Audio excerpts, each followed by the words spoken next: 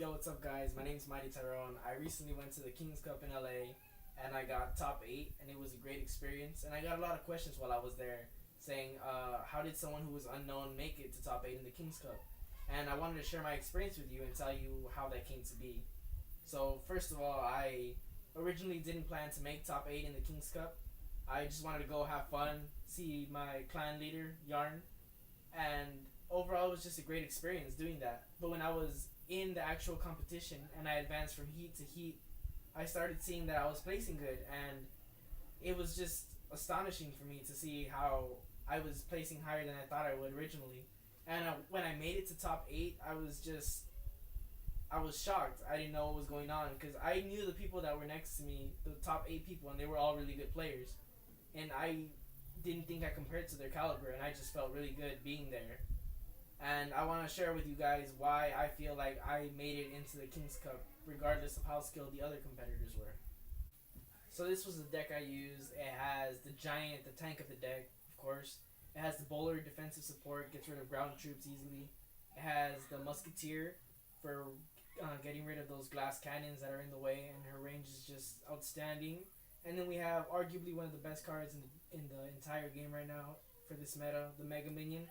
It gets rid of air support. It helps clean up troops very easily, and it's just a beast of its own kind. Then we have the log to get rid of those tombstones that they use to get the giant with. So you send the log out on the tombstone when it's close to halfway health, and it gets rid of the tombstone and the skeletons that spawn from it. Then we have the arrows. The arrows were mostly just in there to get rid of minion hordes and minions, because that's one of the only obstacles when using my deck. Then we have the lightning spell. The lightning spell is what makes this deck the deck. Right now everyone's using glass cannons like musketeer, mega minion, all those things right now. So you use the lightning spell to get rid of all those glass cannons while you're attacking for a huge positive elixir trade. The last card in the deck is the tombstone. The tombstone works as a defensive building for distracting all those defensive targeting troops, and also to support the giant pushes by having little skeletons sneak past the giant after it's targeted by the tower or the infernal tower, or to distract the infernal tower from targeting said giant.